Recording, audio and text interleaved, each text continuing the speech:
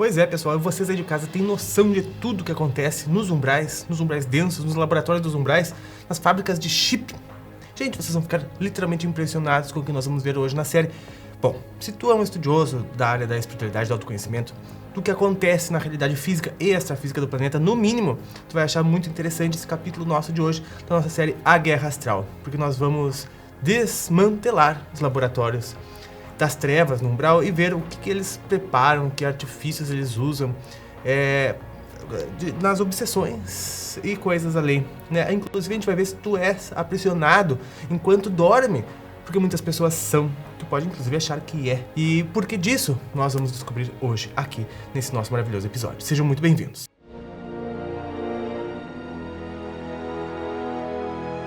Roche, nosso mentor, percorreu rapidamente toda a instalação procurando por Dr. George Stillman, porque sabia que o Mago Negro Activus não se encontrava no local naquele momento, mas não encontrou George Stillman, né?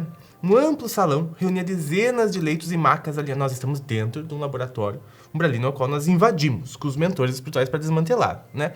Então achamos um amplo salão que reunia dezenas de leitos de macas alinhados em 3 colunas com uma área de circulação no centro.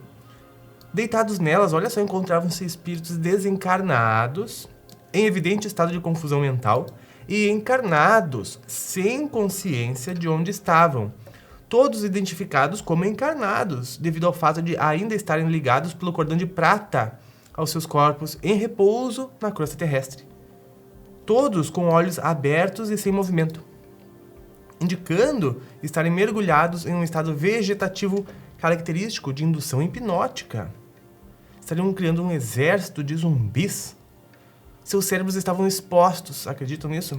As calotas cranianas haviam sido removidas e do interior de cada um deles emergia um feixe de eletrodos ligados a painéis nas cabeceiras dos leitos e macas.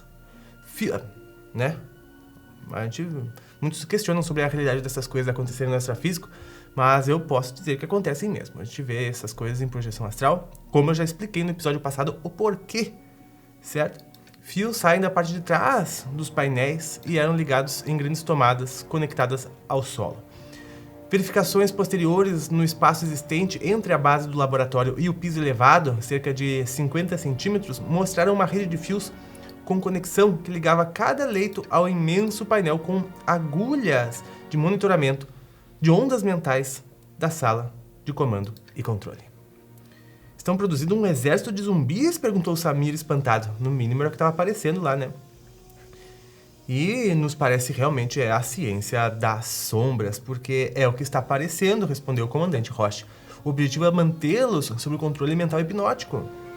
Os cientistas inserem chips e outros artefatos de tecnomagia das trevas em seus cérebros espirituais para subjugá-los e formarem um exército de seres obedientes ao comando elétrico e mentais dos maiorais. Mas é muito importante a gente falar aqui de que a gente sabe que nada disso e nada no universo acontece por acaso e sem mérito. Essas pessoas têm mérito de passar por isso no extrafísico? Olha, foi colheita de todas as atitudes que elas andaram fazendo, planejando, criando e alimentando. Nada no universo acontece por acaso, tudo que nos acontece foi atração nossa. Tudo que nos acontece é o universo nos mostrando a nós mesmos através do lado de fora. Então, gente, isso acontece com seres que chegam ao nível de de perder a sua consciência, de se iludir com as formas materiais, de gerar questões egóicas a tal ponto que abandonou o seu próprio ser. O universo encontra essas formas como recurso para que um dia a pessoa possa, com esses chacoalhões, retomar a consciência, dizer, peraí, quem sou eu, quem eu sou? Eu de verdade. E ir abandonando e despindo de todas as ilusões materiais criadas pela mente dela ao longo de todos os tempos, né? Então acabam se encontrando nessas situações, o universo está mostrando a elas, e às vezes, ou sempre, é a forma que o universo encontra de mostrar para as pessoas um novo rumo, né? Fazer as pessoas mudarem de rumo, porque o universo não pode fazer por nós. Nós temos o arbítrio. Ele só pode nos mostrar a nós mesmos através das situações e circunstâncias. Então, não é por acaso que a gente leva um chip, que a gente tem um obsessor. Vocês, aqui desse canal, com certeza sabem disso. Estamos diante da ciência das sombras, né? Os cientistas e técnicos de diversas especialidades que que utilizam seus conhecimentos para a produção de artefatos eletrônicos e chips mentais de subjugação, nanochips, produtores de ruídos mentais negativos, de ondas sonoras inaudíveis, mensagens subliminares e comandos pré-programados de comportamento desvirtuado e desregrado, né?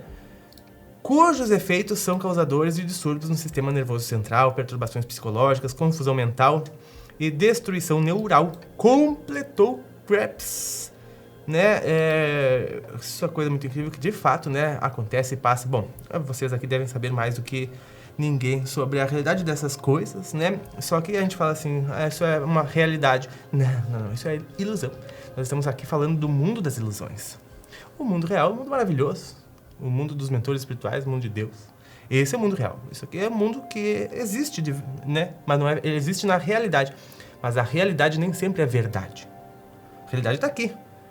A realidade é a realidade que a gente vive. Temos guerras, a guerra lá é real. Mas é uma verdade? Não, não é verdade. É ilusão.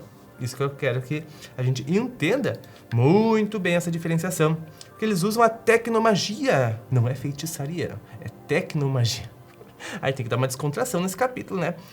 Mapeie todas as áreas do laboratório e encontre o Dr. George Stellman, ordenou Roche. Ele tem que estar em algum lugar deste laboratório.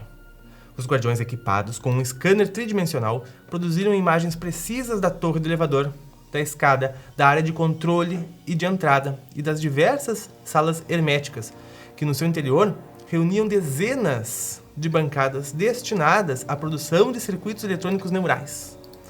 Os tais dispositivos de tecnomagia eram desenvolvidos para estabelecer intrincados processos de obsessão emocionais e de subjugação mental. E aqui a gente vai poder entender um pouco mais sobre o funcionamento de um chip, que é um complexo sistema eletrônico que emite impulsos eletromagnéticos para que filamentos neurais possam se enraizar no cérebro do hospedeiro, né, se entrelaçando para que posteriormente se fundam ao sistema nervoso central.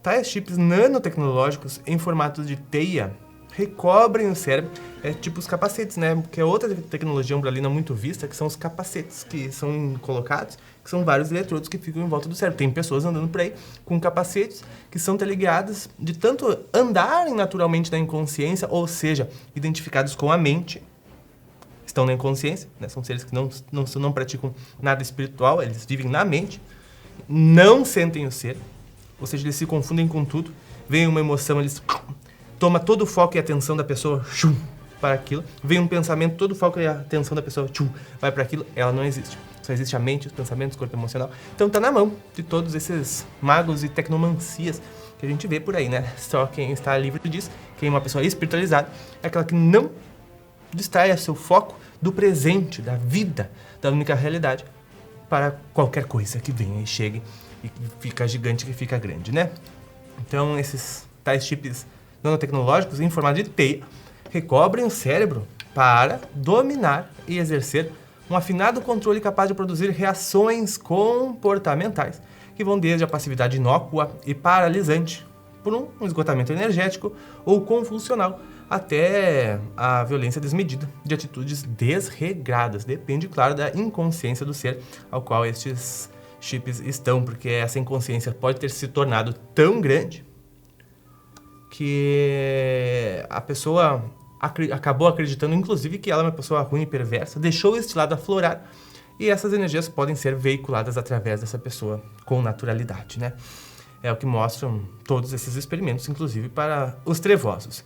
A montagem de artefatos de tecnologia realizada naquele laboratório das trevas utilizava eletrônica aliada à magia energética, cujos artefatos correspondiam aos comandos hipnótico mental para controle total e outros chips controlados por computadores, né, para controlar comportamentos com impulsos de efeitos sonoros, enervantes e irritadiços para provocar debilidades mentais, de pulsos de indução magnética destrutiva, cujo objetivo é aniquilar a capacidade de pensar, tornando a vítima um autônomo bestializado, como é chamado, e isso acontece muito. Me digam, não digam se vocês conhecem algum, porque não é bom falar dos outros mal, né?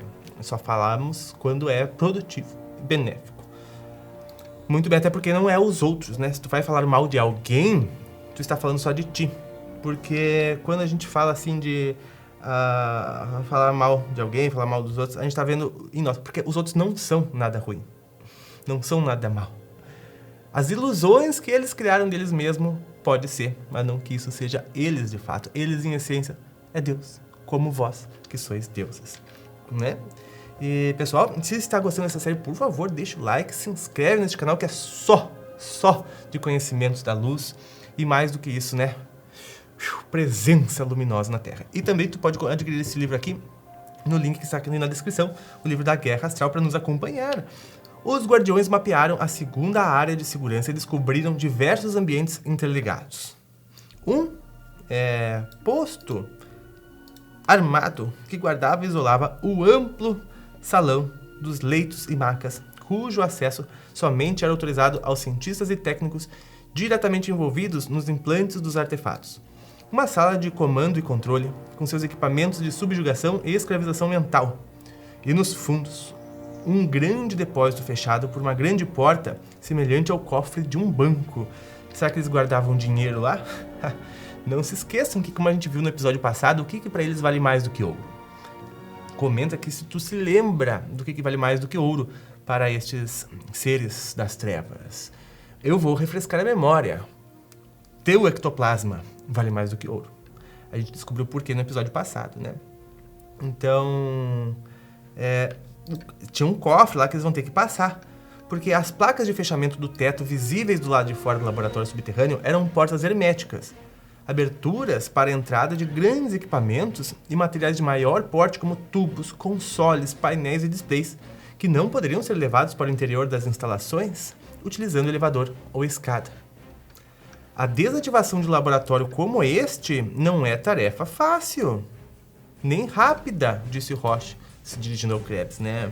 As dezenas de espíritos cobaias dos experimentos das trevas aqui aprisionados irão demandar muitas horas de trabalho. Será uma exaustiva tarefa para os cientistas que foram enviados por Alaão, você lembra? O nosso máximo mentor desta nossa série. Eles deverão realizar... Não, o máximo mentor dessa série sempre é Jesus Cristo, né? Claro. Ele é a hierarquia máxima dos comandos aqui para a Terra. Bom, eles deverão realizar a desmobilização orgânica de cada um deles, com especial atenção e cuidado aos ainda encarnados, né? Aqueles que estavam lá nas macas com eletrodos, né? E eles descobriram que existem cobaias encarnados, inclusive, né? Porque vejo como pensar que alguns espíritos encarnados foram transformados em cobaias e outros, já desencarnados, parecem ser hospedeiros definitivos. Podemos observar as diferenças entre os diversos tipos de equipamentos existentes aqui, sendo que os utilizados nos encarnados são visivelmente muito mais sofisticados do que induz, né? O que nos induz a pensar que um trabalho apressado e descuidado com os espíritos ainda imersos na carne poderia provocar desencarnes prematuros, deixar sequelas de difícil reversão, e isso não interessa aos cientistas que querem suas criações prontas para cumprir suas finalidades, acrescentou Krebs. Que triste, não? E eles fizeram uma grande descoberta, pessoal. Eu espero fazer a grande descoberta de que tu deu like nesse vídeo. é bom lembrar vocês. Né? Olha só a grande descoberta. Bom, a descoberta é séria, mas acho que eu tô rindo bastante para descontrair o episódio de hoje. Porque olha só, ao escanearem a sala de comando e controle, os guardiões encontraram ao fundo uma sala contígua, cujo acesso era secreto. Tiveram muita dificuldade para abri-la, mas conseguiram e fizeram uma descoberta. Do lado de fora, a parede era disfarçada por um painel de comando eletrônico, mas na realidade tratava-se de uma janela de material desconhecido, semelhante a um polímero inquebrável. Tá certo essa palavra? Acho que é com o quê, né? Que permitia ampla visão de tudo o que ocorria do lado de fora da sala e dentro da mesma. Encontraram Dr. Giorgio Stellman. Acabaram-se as buscas na nossa série pelo Dr. Giorgio Stellman. Ele estava lá, o cientista alemão da época dessa época aí. A condição espiritual do Dr. Stellman não nos permitirá obter as respostas para as indagações que pretendíamos realizar, disse Roche, desapontado, junto com todos nós. E agora? Porque eles terão que fazer um esforço Hérculo. Para isso, esperava que ele pudesse nos esclarecer sobre os planos diabólicos de Activus. Não. Francamente, querido mentor Roche, nem eu esperava que ele fosse nos esclarecer coisas sobre o plano diabólico de Activus. Acho que ninguém aqui acompanhando a série achou que ele iria de fato, né? Acho que só o mentor que achou, né? Porque ele continua. O Mago Negro deve ter estabelecido comandos hipnóticos destrutivos na mente dele. O cientista sempre foi seu escravo mental e Activus podia absorver tudo o que ele produzia, tudo o que ele podia extrair da mente do Dr. Stellman. E no momento em que ele se tornou descartável, foi neutralizado, eliminado, para não revelar o que falou Krebs. Seria lógico. Roche convocou mentalmente uma equipe de médicos para que pudesse socorrer o cientista que se encontrava em franco processo convulsivo. Ele está péssimo, exclamou Salmeira. Activus o transformou em um débil mental. E a reversão deste triste e lamentável quadro de indução hipnótica poderá demorar e exigirá um esforço hérculo de ambas as partes. E inclusive muitas reencarnações de resgate. Porque disse aqui que é um esforço hérculo de ambas as partes, né? Dele mesmo e daqueles encarregados da recuperação da sua sanidade mental e espiritual. Infelizmente, prevejo que o Dr. Stillman vai precisar de muitas encarnações dolorosas para se recompor e resgatar os malefícios de suas experiências mentais, apartadas da ética, da fraternidade, do bem e das leis divinas, afirmou o comandante Roche. Concordo. A espiritualidade superior conhece o paradeiro de Activus? Indagou Krebs. Sim. Activus se refugiou nas profundezas das regiões abissais, num umbral grosso, mas recebi mensagem mental de Alaão, nos alertando que ele está a caminho, voltando para nos enfrentar. Será mesmo? Olha só. Seu inconformismo com a intromissão e investida dos guardiões a serviço da luz o deixou insano, louco de tanto ódio e desejoso de vingança e retaliação, respondeu Roche. Precisamos nos preparar. Nós precisamos nos preparar também para o próximo episódio. Te espero lá.